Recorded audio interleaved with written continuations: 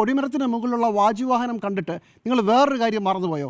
ഇത് സ്വർണ്ണപ്പറയാണ് ഈ കൊടിമരത്തിന് ചുറ്റും തീർത്തിരിക്കുന്നത്. ഏതാണ്ട് 10 കിലോ സ്വർണ്ണമുണ്ട്. ഈ സ്വർണ്ണം അവിടെ പോയി. ഈ സ്വർണം ശബരിമലയിലെ സ്റ്റോർ റൂമിലേക്ക് മാറ്റി എന്നാണ് പറയുന്നത്.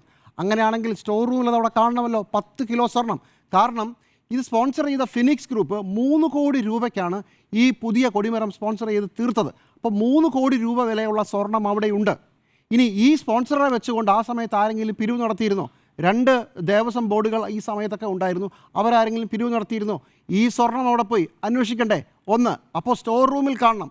രണ്ടാമത്തേത്, ശബരിമലയിൽ 18 പടികളും പഞ്ചലോഹ വിഗ്രഹത്താൽ തീർത്തതാണ് ഈ 18 പടികളും. ഈ 18 പടികളുടെ തൂക്കമെല്ലാം കൂടെ 2700 കിലോ വരും. പഞ്ചലോഹങ്ങളാണ്, 5 ലോഹങ്ങളാണ്. ഒരു പടിക്ക് 160 ആണെങ്കിൽ ഒരു 1.6 കിലോ ഗോൾഡ് ഉണ്ട് ഒരു സ്റ്റെപ്പിന്. ഈ 18 പടികൾ മാറ്റിയിട്ടാണ് പുതിയ പടികൾ കൊണ്ടുവച്ചത്.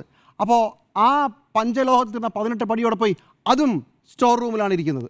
സ്റ്റോർ റൂമിൽ നോക്കണം. ഇനി അത് കഴിഞ്ഞ് 2016-17 ആകുമ്പോഴേക്കും ശബരിമലയിലെ വാതിൽ അങ്ങനെ തന്നെ ഇളക്കി മാറ്റി പുതിയ വാതിൽ വെക്കുകയും പുതിയ സ്വർണം പൂശുകയും ചെയ്തു. ആ വാതിൽ, പഴയ വാതിലിലെ സ്വർണം അവിടെ പോയി. അത് 4.5 കിലോയുണ്ട്. 4 കിലോയ്ക്ക് മുകളിൽ 4.5 കിലോ വരെയുണ്ട്. അതവിടെ പോയി. അതും സ്റ്റോർ റൂമിലാണെന്നാണ് പറയുന്നത്. അപ്പോൾ സ്റ്റോർ റൂമിൽ ഈ പറയുന്ന സാധനങ്ങളുടെ മുഴുവൻ ഒരു വലിയ ശേഖരം ഇരിപ്പുണ്ടെന്നാണ് നമ്മൾ വിശ്വസിക്കേണ്ടത്. അത് അവിടെ തന്നെയുണ്ടോ?